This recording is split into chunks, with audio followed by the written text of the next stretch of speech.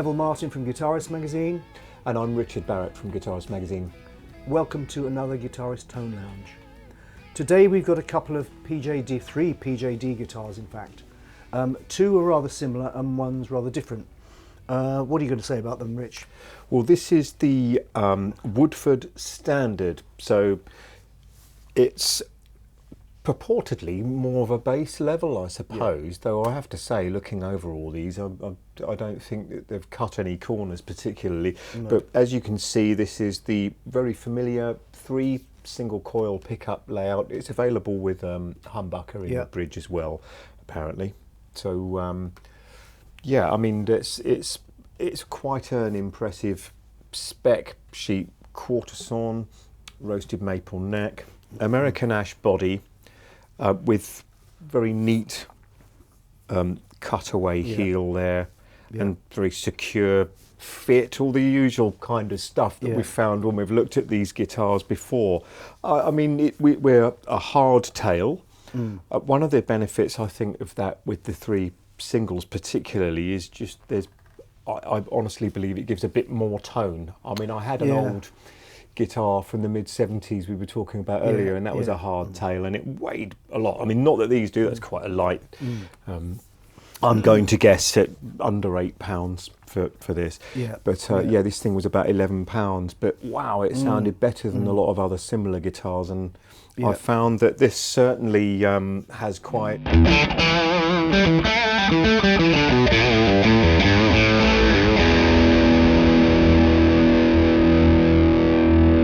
I don't know if that was me being heavy-handed or if I just didn't tune up properly. I'll take the blame either way. I do sometimes think, because that doesn't have a tone control on the bridge pickup, does it? Unusually, it's. I say that because these days that tends to be the first thing they do. Or they have it wired to both. But there's something nice about that kind of. If you take that spiky tone and actually use it to be a spiky tone, rather than trying to kind of amend it by, if you actually use it for what it does, it can be great. It's a bridge single coil, unapologetically so. Exactly. I mean, a quality one. These are the bare knuckle old guard. And what I found though is plugging into the orange, and I find quite often that if you've got a couple of different guitars, like if I'm going from a humbucker to single coils, depending on the guitar, it can be a bit of an issue. I don't always want to be changing the settings of the amp. Well, plugged into these, and I think I added a bit of bottom end on the dirty channel, but EQs are pretty much straight up, and that's what I got out of it. I didn't have to sort of whack up the mids and take the treble down. There's something quite nice about them. If you set your amp to be your amp, and then you utilise what a single coil guitar's got going for it and what a humbucker guitar's got going for it, or a P90 guitar's got, and you actually accentuate, sit in an acceptable place within that spectrum, rather than thinking, oh God, right, I need to remember or have another preset. I mean, just as a brief overview of what this will do, you'll hear a little bit of the 60 cycle hum because I'm sat right on top of the amp, and so please don't get the impression that these are in any way noisy, but there's a little bit of more bass perhaps.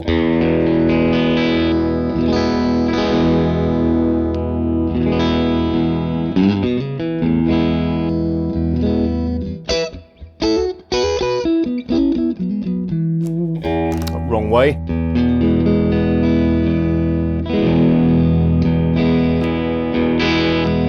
Personally, I find myself doing that quite a lot to ascertain how balanced the sound is. They're very balanced from pickup to pickup, very, very balanced indeed. I like that. I also like the open pore finish on that. We've said this before. Low maintenance. Another thing that's worth mentioning about these, and I believe it's true of all the guitars that we have today, is that we've got these CTS pots, which I think were originally requested by Tim at Bare Knuckle. These are 280k, and 250's always been the traditional value, but I believe that even the sort of quite highly rated pots, as it were, there's a bit of a tolerance. There's a margin of error. So on his 500k pots, he makes them 550. 50, aren't they? So it's just. What's the reasoning for that? What I've read is that if you've got these pots that come through slightly below spec, then it doesn't allow the pickup to breathe as much. Right. And I know that my experience has been that with some guitars, if you're trying to take brightness off something, then you can end up making it sound quite nasal. Yeah, and if you add some top end, then it can often make the whole thing sound a bit more open, and that's what I'm getting from this. So I think the idea is that not only are they going within 5% tolerance on those pots, but they're going a bit above spec as well, so taking absolutely no chances whatsoever. And I must say that with that, I mean, if I dig in, it starts to get a bit of a spank to it, but I'm not playing desperately quietly, and I'm kind of picky about that. I dislike that sort of really sharp high mids thing. But I'm that, not getting that. if you listen to the American modern country stuff, where the guitars are pretty rocky, that's very much in that ballpark, isn't it? That very bright Brent Mason kind of thing. Well, that's true, isn't it, actually? And something about the old guitar I was talking to you about, with its, it hadn't been routed for a big sort of tremolo thing. It had a bit more meat to it, like another classic solid body that we could... But that's a really nice sound. I mean, I had a 1963 blue one that the same configuration as that, and again it was a trem guitar, but I never changed the controls in it, and it was always treble pickup, bridge pickup, wide open. And it was great because the guitar was quite mellow in itself. And when you went to that bridge pickup, it's wow, it's really lifted it. And that's obviously what that original design was to do. Hence, angling that rear pickup. So you actually accentuate to make the bottom end a bit sweeter and the top end accentuate it. Yeah, I mean it's been extremely well done. I mean, this, as a sort of 3 single coil, S-type guitar or whatever, then it's really well executed. They've all got roasted maple necks, haven't they? Yeah. Mine has. So have you finished on that one? Oh, there's one more thing I should mention, and I'll go to the Dirty Channel, and I'm not absolutely certain, and I haven't been able to find out online or speak to anyone today to ascertain whether I'm right. I think we might have a treble bleed or the 50s type wiring, because that's another thing that personally I find quite important. I like that, and I think a lot of other players do as well. I always get round the inherent things that a guitar does. If it's too much that, I've always thought, well, it must be my fault, not the guitar's, and I amend what I do to suit the guitar. More modern players, such as yourself, I'm very modern. I'm much more into I want this to be like that, and I'll give it the Plex system, or I'll do the Buzz Featon tuning, or I'll have it like a you know what I'm saying. Well, certainly about the volume control. I know I like that a lot, and I didn't realise my only exposure to treble bleeds had been with guitars that just someone had whacked one sort of, capacitor on there, and as you turned it down, it became like an electric banjo. Yeah, exactly. Well, this guitar, again a Woodford. This is a Woodford Elite. It's got a beautiful figured maple top on it. The top's about, I don't know, I'd say 3 mil thick perhaps, and it's flat, of course, not contoured. The back is ash. It's 3-piece ash. Now what they've done here, they must have deliberately made this centre section not look the same as those two. They haven't tried to book match it or whatever it is. So in a way, I kind of like that, actually. Again, it's got the same dressed away neck joint with the recessed. I think these go into T-nuts, don't they? That's metal. right, because I remember talking to them, rather than just the kind of long wood screws. Rather than wood screws going into the thing, they actually go into T-nuts in the neck, which kind of come in from that way, so the T's at the bottom from here, so that you can't pull it out. And that's a very, very secure neck, and I really like that dressed away thing. I love the way that the neck heel really follows that really quite nicely. Yes, actually, that's a nice detail, lovely, isn't it? And practically useful as well. Very much. There's a bit of flaming in the neck as well, which is rather nice.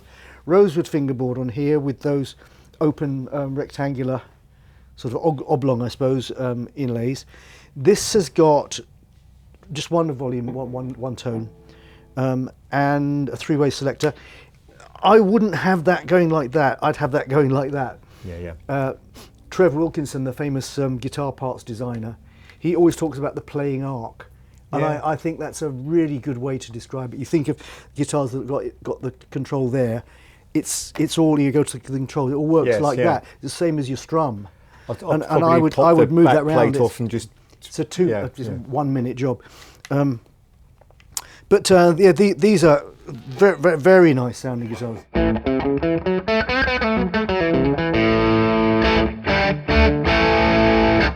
It's got a bit of beef to it. This has got cream tea P90 pickups in it. They're set quite low, but a lot of guitarists, a lot of makers are doing that now. Yes, I've noticed that with these guitars in the past. Yeah. There's a lot of people think, and I don't know which way. I've always set my pickups as high as they'll go. Right. But a lot of people, a good friend of mine, in fact, he just set up a guitar this week. I used to work with him as a guitar repairer, and he said, "I've just got this new guitar. I really like it, but I've lowered the pickups a bit, because I think if you speak to the big manufacturers, they usually have a spec." Yes, where the yeah. pole pieces are X amount from the strings, and I think that PJD have probably done a similar thing. It's funny actually, because recently, having mostly played electric guitar through software all through the last couple of years, and then playing through a real amplifier again, I found that I'm always tinkering. So during that time, I'd fiddled with some pickup heights and everything, and on a couple of guitars, I found myself just tweaking it a bit. You know, going to about, I don't know, 1.5 mil at the top end and 2 mil at the bottom, but then maybe going a little bit lower. Because it does seem to affect the attack characteristics, and I'd be prepared to believe that they're doing whatever they're doing here deliberately. I think it's a sweeter sound. Whereas if you stick your pole pieces right next to the string, you're just maximising, and it can get a little bit too much. But anyway, we've kind of digressed there a bit. But it's an interesting digression. Again, this has got a roasted maple neck, classic. Six-a-side tuners. This was got recessed, the control cavity here has got a piece of flame maple, pretty much matches the front there, which is rather nice. Again, no vibrato on this, so it's ferrules going through the body, so maximising the sustain. And this is, I'll give you a quick blast of the pickups. That's the bridge pickup.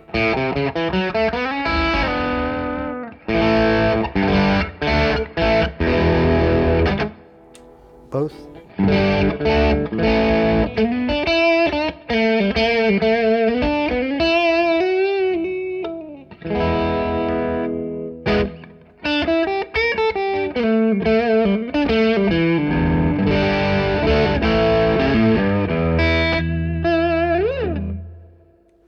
It's a classic P90 tone, isn't it? Yeah, it's got that bark, and just say, I hope it's coming across on the recording, but it's very balanced. You know, all the pickup selections, nothing jumping out.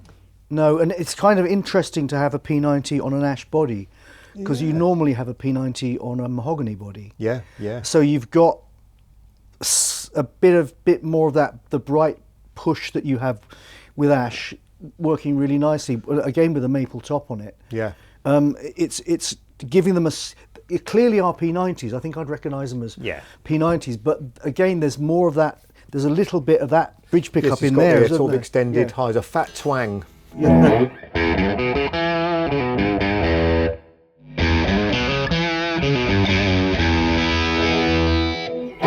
Very much in the same ballpark.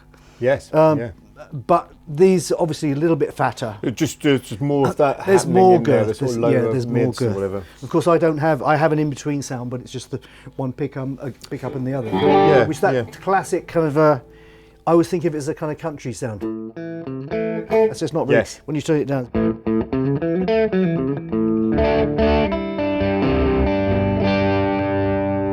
Actually, that muddies up quite a bit when you turn it down. Yeah, okay.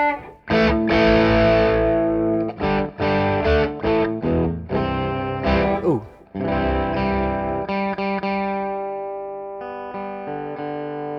We're in quite a warm room here, so the tuning's a bit weird. This time of year is difficult. Okay, so maybe they aren't. Maybe those aren't sort of wired in that way. But it sounds that's a sweet sound.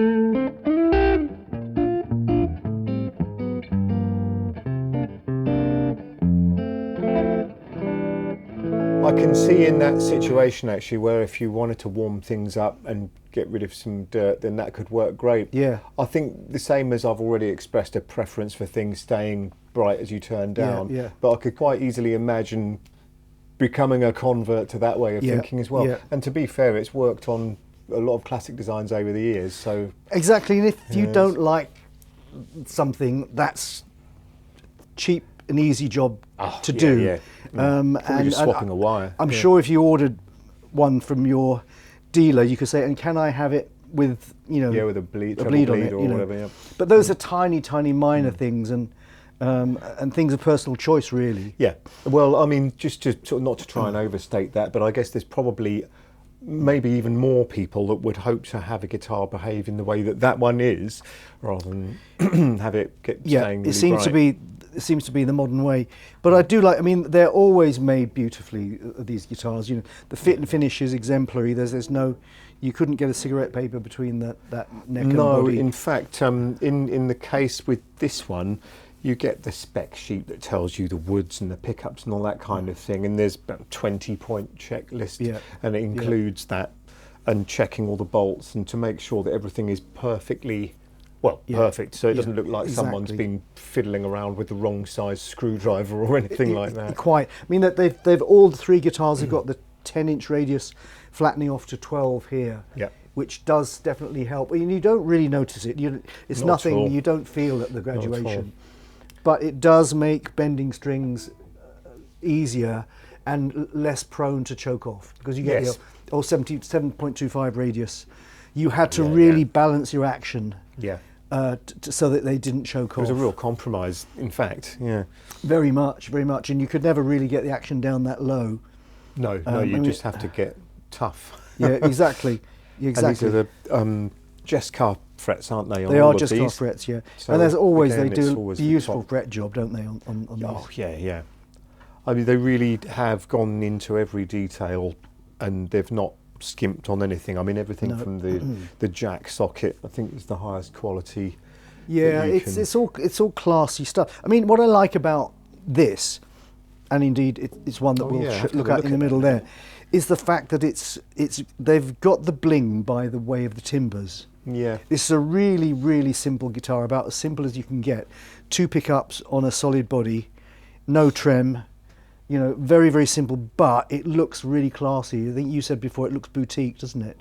Yeah, it does have a certain boutique thing about it, and I think it should hopefully appeal to quite a lot of different players.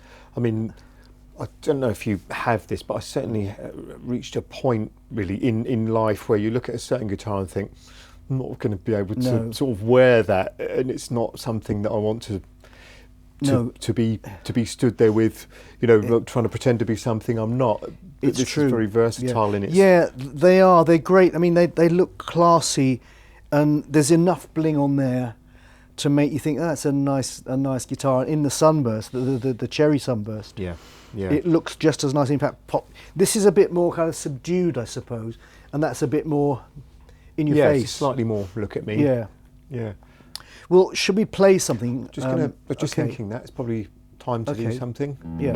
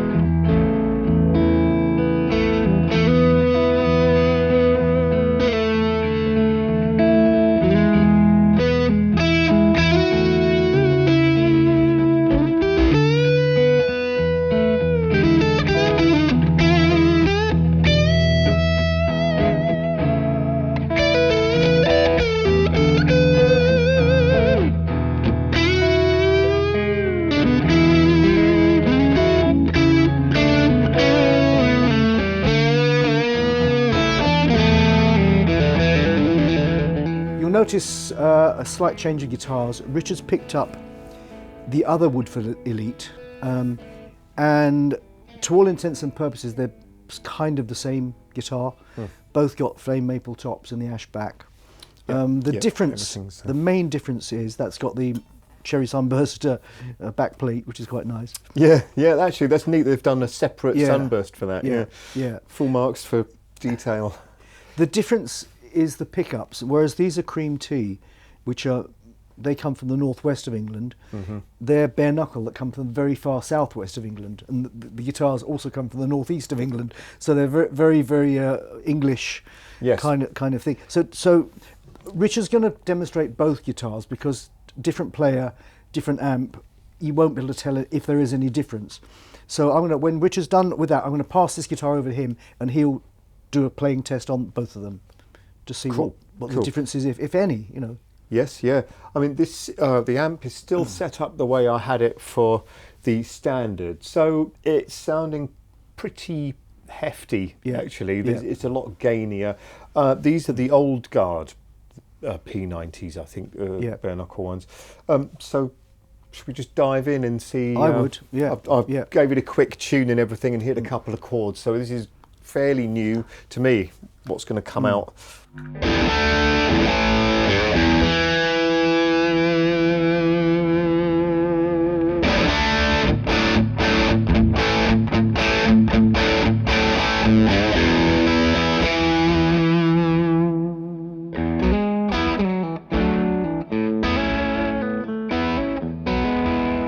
First thing I noticed turning it down a little bit, because it is quite gainy, isn't it? And I know this is now a metal guitar, and I'm not a very metal person, but I see that you lose a little bit of the highs, but in quite a musical, predictable way. So I'm quite liking that. There's plenty of detail, isn't there? It's very noticeable that with just that's got 3 pickups on a plastic pick guard, and these have got 2 P90s set into the body, so they're pretty large structural differences in how the electric's going to work. I mean, I know that people are divided really, but my personal experience has told me that it makes a difference. Yeah, it does definitely. Because after all, it's the pickup's hearing vibration, and that vibration is influenced by the structure, I think. Yeah, exactly. And those pickups are pretty much floating. They've got a little screw either side, and they're sort of floating in the plastic guard. Those are kind of screwed down onto the body. Direct and quite solidly as well. So there's quite a lot of difference in the way it's going to behave. That's a nice thing, about these that I've taken for granted since we've had them today, and that is that when I look at the mounting of the pickups, they're all, it's perpendicular, they're solid, they're at a good height, and sometimes when you've got something like this, it's like, oh right, I'm going to need to get an extra bit of foam to stick under there to get it to the right height. They can tilt too much this way or that much. Yeah, this is really, and it's almost impossible, isn't it, to get them right. Some people might say, oh, it doesn't matter that much. I don't like looking down and seeing that all the time, especially not if I've just dropped a good chunk of money on a guitar. Well, I want them to have taken the time to. Yeah, I mean, I don't want to belittle it, but we're all kind of on the spectrum to a degree. And that's the kind of thing that I don't like. I really don't like it. It bothers me. So far great. I mean, shall I have a listen? I know that I'm set up a bit dirtier here, and don't forget that P90s are a single coil, and I'm sat right next to the enormous transformers here. So please don't feel that these are a buzzy guitar by default.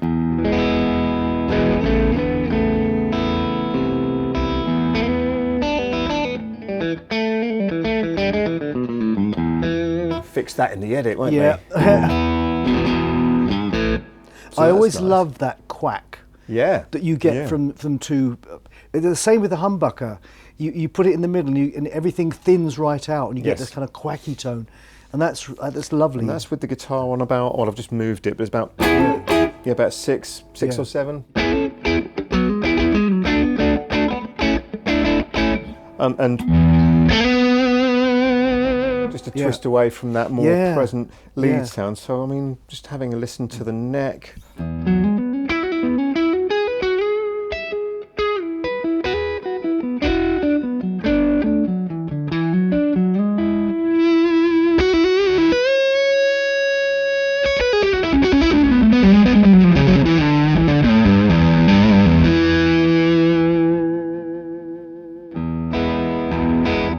and that's quite a dirty sound, and this Yeah. is controlling Yeah. it really well. So Yeah. I'm pleased. What about that. a kind of woman tone kind of effect with the tone control tone?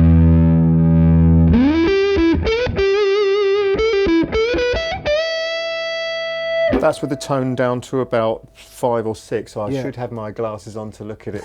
But I'm too vain.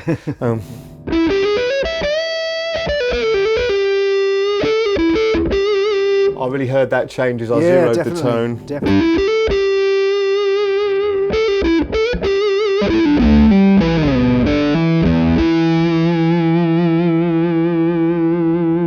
Didn't suddenly become unusable, though, did it? And I'm just No, curious no, to hear the not at all. bridge.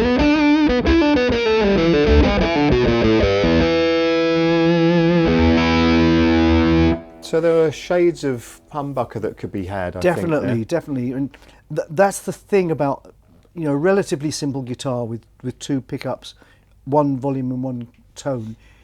You start to learn how to use every point on the volume control, every point on the tone control. Yes. Which pickup combinations work best with which, and you know, you think it might not be the most versatile guitar, but you can get tons out of that. You can on a single coil pickup. Single pickup guitar. P90, We've always all found it. But with those 2, that's a very, very versatile.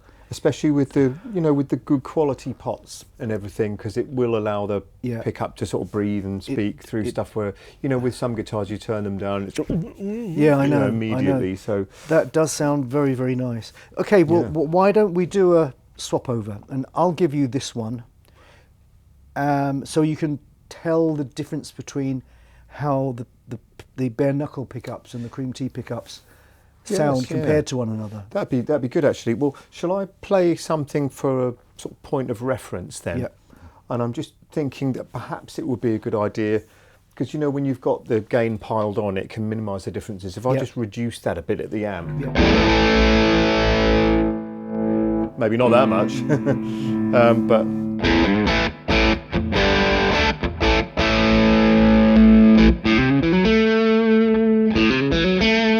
Yeah, something like that. Not filthy, but a sort of gainy. Right. So, what shall I play as a reference? Something like that.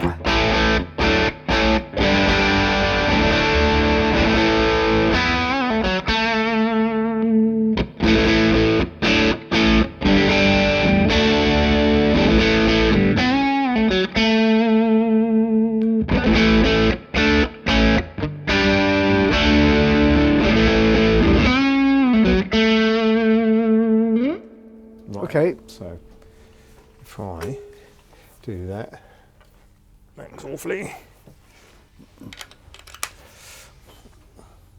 Well, go straight in.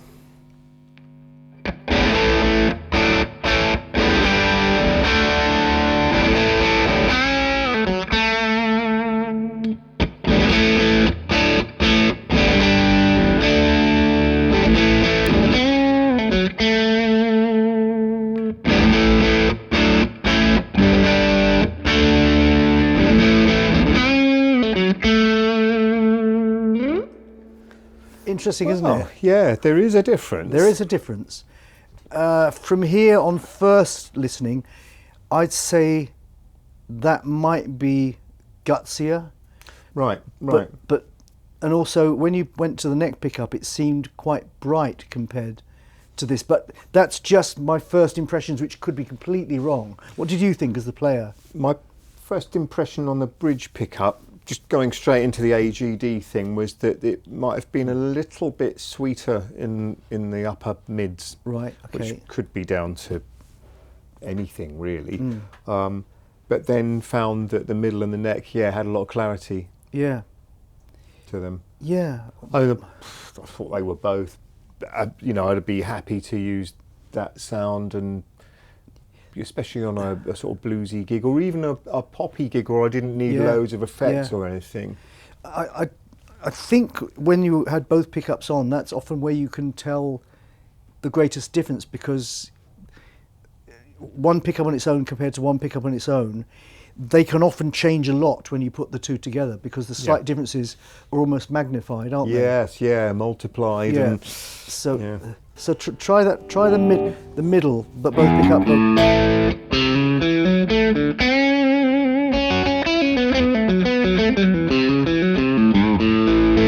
It puts me in mind of, some of the Jimmy Page things that I've Definitely, heard. And definitely.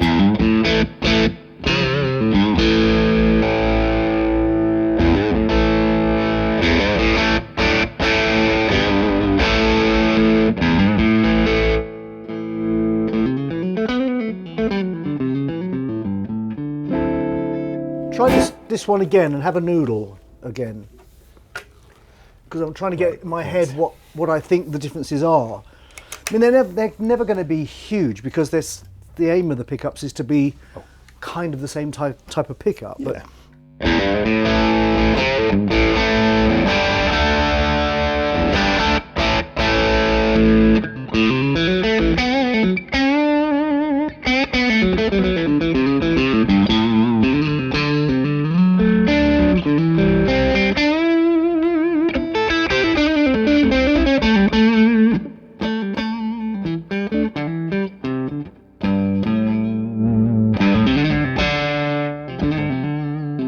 Interested to see how that reacted, but certainly I'm sticking by my first.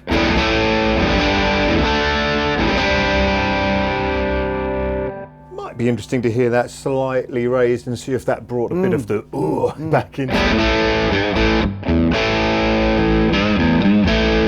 But certainly, whichever way you look at it, each guitar taken on its own is really well balanced. And yeah, they are. Even the standard, the pickups are very even across. Yeah, I was impressed the spectrum with that. What I did notice actually was that the setup between the three of these is slightly different, isn't it? Very different, actually. I'm feeling that this cherry one has the softest touch. Yeah. And that's sat somewhere in the middle to me. In this one, definitely in the way that, with the traditional 3 single coil, you might use a slightly heavier string or a little bit more height just to. Yeah, it does add a little bit of fatness to the sound, and I wonder, whether that's got a bit more fight back. I noticed that as well, especially up the top. You start to dig in more. You wouldn't find yourself accidentally bending way sharp, would you? No, you wouldn't. But on 3 guitars, I mean, we're talking percentages of a millimetre difference. Oh yes, which makes all the difference to the feel. I'm not saying they're inconsistent or anything like that, but certainly it's interesting to notice it's always fun to have a few of the same thing, or ostensibly the same thing in a room to compare. Yeah, because the necks, I mean, that's a maple neck, and these are rosewood, but ostensibly they're the same neck, same, but they're all roasted maple. But it's quite nice. I mean, all guitars, you can have 2 guitars, the same guitars, and one will feel like the action's less forgiving. And you never quite know why that is. Is it bridge height? Is it a tailpiece high or tailpiece low on a humbucking kind of? I know what guitar? you mean, and as scientific as you can get about it, then I've certainly had that with guitars. And I worked in a dealership years ago where about 20 of the same make and model of guitar were there, and my job at the time was to get them all out, tune them all up.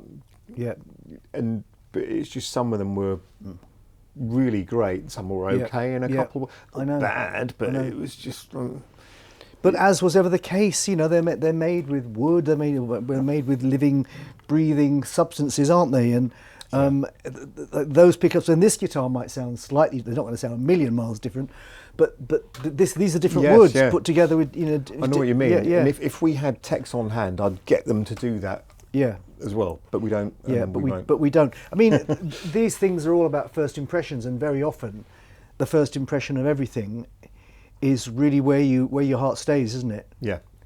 Very very rarely do I change my mind about something musical. Yes. I mean, gear-wise, I'm talking about. I mean, over time maybe, but that's. Over time, it's when the niggles come in, isn't it? I've owned this amp for 15 years, and now I don't like it. The kind of but thing. How many times I've bought a new amp and then spent ages trying to make it sound like the old one, or I realised that's what I was doing. Exactly. Yeah. Shall we do a bit of playing with the 2 P90s? Absolutely.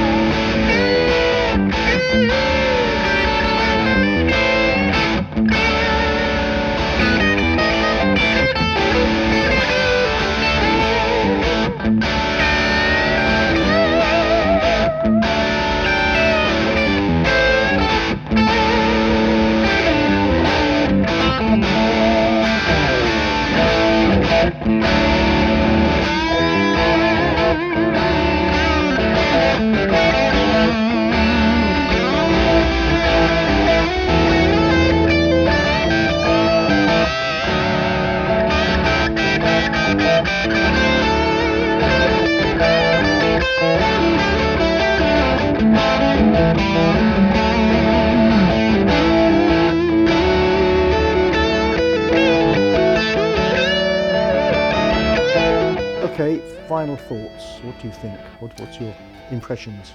Well, to steal something that you just said before we started the cameras rolling again, I think that it's a really good point to say it's custom shop quality, but a fraction of that price. Yeah, yeah, yeah. The two Elites are just under 2,000 British pounds. Yeah. And when you think what other brands making something of this kind of quality would cost, it's considerably more. And that quality goes right from, said earlier, the jack socket, the pickup selectors, everything is premium quality. It is. It is. And the standard is what, 12? Well, yeah. I mean, I'm always wary because you sort of look online and things change fast. But I've just seen what looks like this exact guitar actually listed at $12.50. Yeah. So yeah. That's again, it's like, you could pay a lot more, couldn't you, for something? Oh, definitely. I mean, I think PJD have decided they want to aim their guitars at a certain point. Yeah, yeah. And you know, if you wanted to buy a guitar with the appointments of either of these from one of the Americans, and obviously we're in the UK, these guitars are made in the UK. They're not subject to import duties and all the rest of it, and transport and stuff like that. So they will be more affordable in this country. Yeah. Yeah.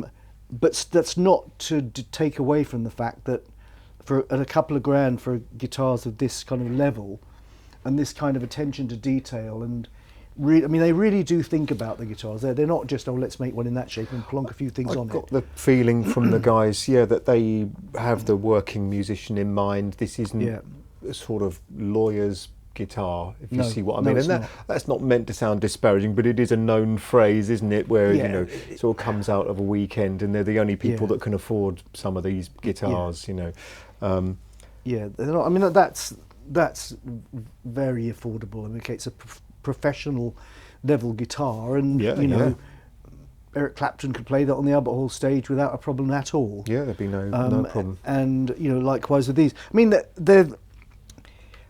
this guitar is a very versatile kind of pickup. I mean, kind of guitar with these P90 pickups. We both really love P90s, don't we? Yeah, I really do actually, and I don't own a guitar with them on at the moment. So. No, they have a certain something. You alluded to it earlier on. They are single coils, and sometimes you have to kick yourself to remind you that they're single coils, because they're very much in that humbucker power area. Yes, the spread of frequencies, in the low mids and stuff. But there's a bit of a twinkle to them that humbuckers often don't have. Yeah. So they're a lovely. I mean, a lot of pickup makers that I know say their favourite pickup is a P90. Yeah. Yeah. And when you consider this was designed back in the 30s, probably late 30s, certainly it was on lots of guitars from the 40s on. Like the frying pan guitar, certainly the first jazz boxes, they stuck one on it. It was a P90. Yeah. I'll tell you what, that's another random thought that's occurred to me. Speaking about the sort of having the professional musician in mind and making it practical and affordable, the cases that are included with these, the Hiscox Light Flight. Yeah. I mean, they're fantastic cases. Yeah, they are. It's a nice package, and they're not. They don't weigh a ton either. They're nice and. I like that. I've got a couple of those actually, and they do genuinely make life a bit easier. Yeah. I mean, we've talked a lot, but there's kind of in a way very little to say. They do what they say on the tin. They're high quality. They're high quality, good looking. They've gone for this look. We all know what this look is based on, but it works. It's a great platform for so many pickup configurations, and you know, you've got the pick guard there. You've got the straight into the body here. Blah blah blah. I mean, neither of these have got trems. I'm sure they're available with trems. Yeah, I'm certain they're pretty flexible with this spec, aren't they? Yeah, and yeah, I mean, we've always liked the PJD guitars that we've looked at. It's interesting. We've had the opportunity to play most of their range at this point. We have, and we've talked to the guys. We've talked to the guys from who own the company, and they really mean it. They're not just. It's not a case of, oh, let's make a few. Well, it would be relatively easy to put together some electric guitars, you know, and it's just selling units to some people. Tick a few boxes. They're not. They really do try. They really do try to make something that's got a stamp on it. Their stamp on it. So very nice. Yeah, I mean, there's a little bit of figure on the neck, on the maple neck there, roasted maple neck, which does make them very stable. And quarter sawn as well, which is quarter sawn, yeah. That's kind of it. I hope you enjoyed it. Been very enlightening to us to have a play with these guitars, and we thoroughly enjoyed it. Indeed.